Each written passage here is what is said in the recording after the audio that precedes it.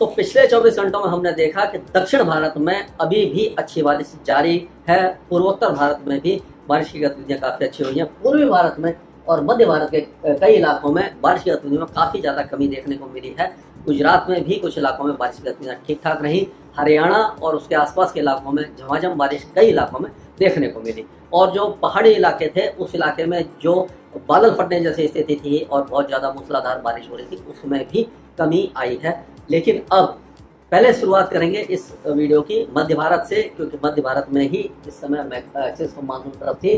तो जो low pressure area था वो धीरे धीरे गुजरात से बाहर की तरफ जाने लगा है, यानी कि धीरे धीरे ये और पूर्व ये पश्चिमी दिशा में चला जाएगा और अरब सागर में चला जाएगा। तो जो गुजरात में है बारिश की गतिविधि में आज कमी आने वाली है। जो पिछले 2-3 दिनों से अच्छी बारिश दक्षिणी जिलों में हो रही थी उस इलाके में अब धीरे धीरे कमी आ जाएगी। तो आज 16 और 17 दो जो दिन है वो राजस्थान, गुजरात, मध्य प्रदेश और उत्तर प्रदेश के ज़्यादातर इलाकों के लिए एक तरह से शुष्क रहेंगे। बारिश की गतिविधियाँ कम होंगी और जिस इलाके में होगी वो गरजने वाले बादल बन जाते हैं, क्योंकि नमी बनी हुई है। और जैसे ही तापमान बढ़ते हैं तो गरजने वाले बादल बनते हैं। तो 1-2 जगह पर काफ़ी तेज बारिश होती है, लेकिन बहुत कम दायरे में होती है, 5 से 10 किलोमीटर के रेडियस में। बाकी इलाकों में मौसम शुष्क और गर्म बना रहेगा। लेकिन अच्छी बात यह है कि अभी जो मराठवाड़ा है, मध्य महाराष्ट्र, कोकण एंड गोवा, इस इलाके में यानी तटीय महाराष्ट्र, इस इलाके में मूसलाधार बारिश जारी रहेगी और 2 दिनों के बाद इसमें कमी आएगी।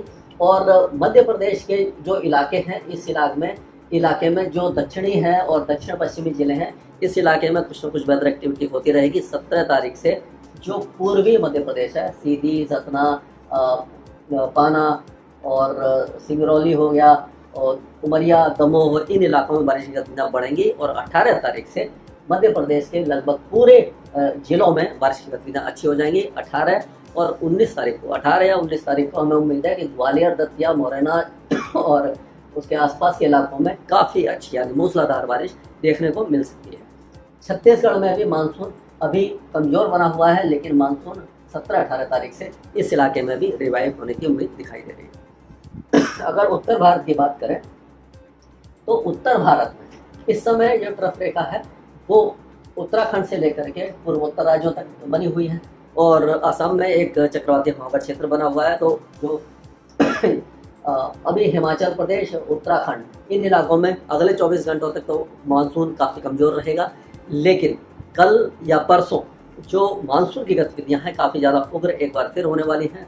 उत्तराखंड और हिमाचल प्रदेश में एक बार फिर मूसलाधार बारिश के साथ साथ जल भराव और हो सकता है कि 1-2 स्थानों पर बादल फटने जैसी स्थिति बन जाए।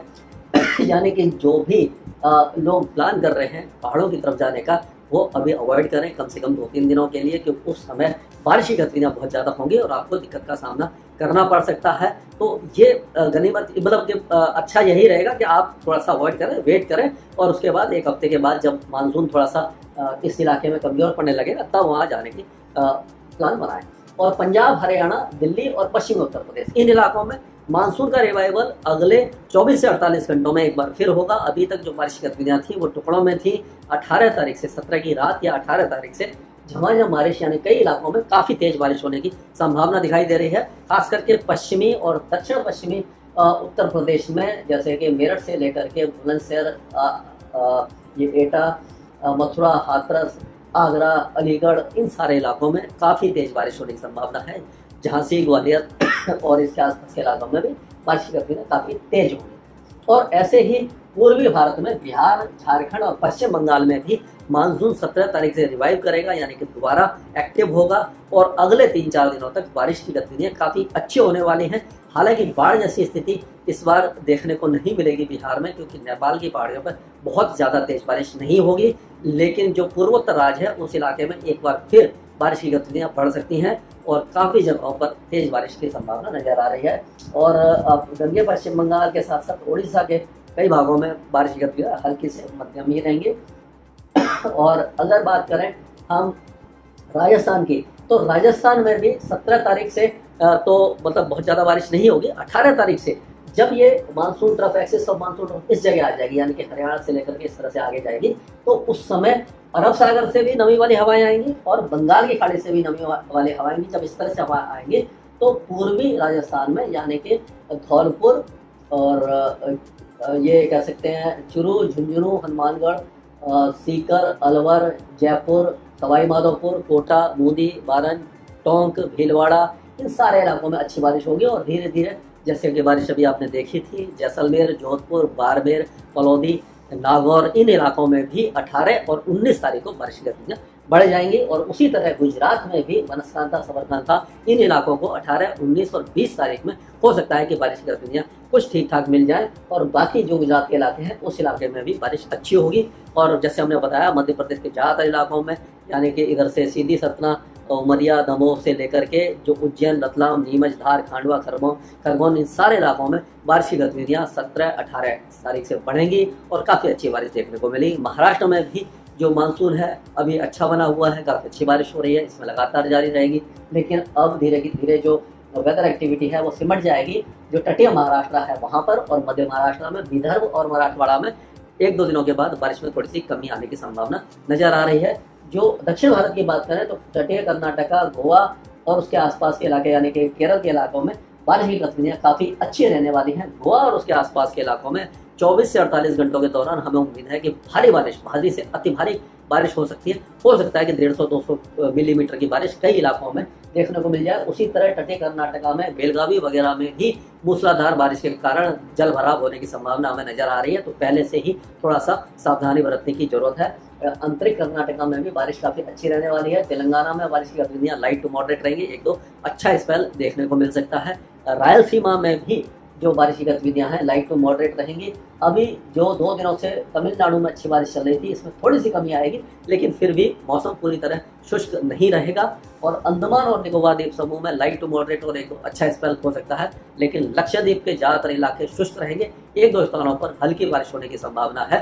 तो कुल मिलाकर के आज 16 तारीख है, 24 घंटे का और इंतजार है, उसके बाद मानसून रिवाइव करना शुरू कर देगा। 17 की रात या 18 की सुबह से कई इलाकों में बारिश की गतिविधियाँ बढ़ेंगी और मानसून पूरे भारत को एक बार फिर यानी कि जो 2 दिनों के जो बीच में थोड़ा सा कमजोर पड़ा था वो एक बार फिर रिवाइव होने वाला है। और पूरे भारत को अगले 4-5 दिनों तक झमाझम बारिश मिलेगी। और कुछ इलाकों में हो सकता है कि बारिश में कमी आए, क्योंकि जब भी ये जो मानसून होता है, हम ट्रॉपिक्स में है, जैसे हमने पहले ही बताया कि ये पिछले 8-10 सालों से हमने देखा है कि जो मानसून की जो रेन है, पैटर्न है, वो बदल गया है। पहले एक जैसी बारिश होती थी लगातार 100, 200, 300 किलोमीटर के दायरे में जो बारिश होती थी लगातार होती थी। अब क्या होता है कि जो 3 या 4 दिन में जो अमाउंट होता था बारिश का वो 4-5 घंटे में ही हो जाता है। तो पहले जो बारिश होती थी वो जो धीरे धीरे बारिश होती थी तो पानी जमीन में रमता था, उससे काफ़ी ज़्यादा फायदा होता था किसानों को और फसलों को, सबको। लेकिन अब जो मूसलाधार बारिश होती है तो बाढ़ की तरह पानी बह जाता है, वो ज़मीन में अंदर रम नहीं पाता। तो ये बारिश का अमाउंट तो वही है, लेकिन ये फायदा थोड़ा सा कम होता है। तो इसलिए जो बारिश अभी भी देखेंगे तो आप एक डिस्ट्रिक्ट में अच्छी बारिश होगी, दूसरे में कम होगी, एक ही डिस्ट्रिक्ट में एक इलाके में तेज बारिश होगी और किसी में कम होगी। तो इस तरह की वेदर एक्टिविटी तो झेलनी पड़ेगी हमें, जब तक एनवायरनमेंट हम धीरे धीरे रेस्टोर नहीं करते। कम से कम 5-10 करोड़ प्लांट लगाएं, यानी कि पेड़ पौधे लगाएं और उनको रेस्टोर रखें, यानी कि उनको यानी कि लगा दिया और उसके बाद फिर मरने दिया, तो वो सब नहीं होना चाहिए। तो धीरे धीरे अगर हम एनवायरनमेंट को पर ध्यान देंगे, इको